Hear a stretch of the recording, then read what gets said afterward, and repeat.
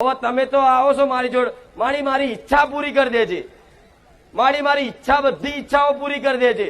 જો તમારી બધી ઈચ્છાઓ પૂરી કરી દઉં ને તોય તમારી ઈચ્છાનો અંત ક્યારે આવવાનો નથી.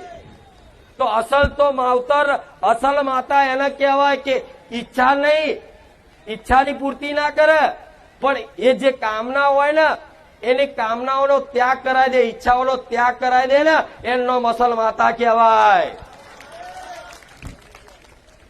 નહીં તો દેવ તો ઘેર ઘેર છે બધાના. નારિયેળ મોનો કોમ થઈ જાય, નારિયેળ મોનો કોમ થઈ જાય, ચૂંદડી મોનો કોમ થઈ જાય. તો આખી જિંદગી શું આ વેપાર જ કરશો દેવ જોડે? કે મારી 5 નારિયેળનું તોરણ આલીશ, મારા આ કામ થઈ જાય, મારી આ કાલીશ, મારું આ કામ થઈ જાય.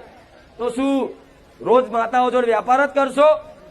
નહીં. આ વેપાર મૂકી અને તમારી ઈચ્છા હોય એના શરણમાં મૂકી દેવાની કે માં મારા હવે કોઈ ઈચ્છા નહીં કરવી, માં કાલે જે થવું એ થાય, તું મારી માતા મારી જોડે છો ને, કાલની ચિંતા માં તારે જોવાનું, મારે નહીં જોવાનું. અને અત્યાર હાલની પરિસ્થિતિમાં જેવી રીતે તમારું ઘર ચાલે છે એવી રીતે તે કષ્ટી બેઠી નહીં, થોડોક સમય કદાચ એના ભરોસે કાઢી લો ને તો આ સમય ઓટોમેટિક નીકળી જાય ને, અને પછી તમારી માં એવો સમય લાવે ને કે ક્યારેય દુઃખના દાડા ના આવે. તો તમે તો મારી જોડે આવો છો તો કઈક વસ્તુ માંગવા, મારી આ થઈ જાય, ગાડી આવી જાય, બાઈક આવી જાય, નાની વસ્તુ માગી અને ઈચ્છાઓ કરો છો, કામનાઓ કરો છો. પણ હું માતા તો એવું કહીશ કે આ બધી ઈચ્છાઓ મૂકી દેવાની એક બાજુ. ઈચ્છા રાખો તો તમારી કુળદેવીની રાખો કે મારે મારી કુળદેવી જોઈએ છે બસ, અને એ મળી જશે ને તો કોઈ વસ્તુ આમ હાથ લોબો કરવાની જરૂર પડશે.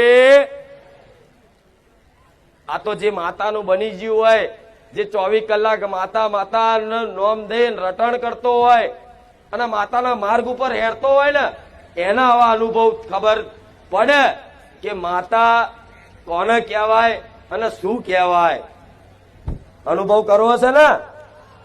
હા, તો પછી આવી રીતે રોજ નવી માગણીઓ કરી અને મારા જેવી તો માતા ગોડી છે, જે માગો એ બધું મળે છે, તમે જાણો છો, દરેકને અનુભવ છે.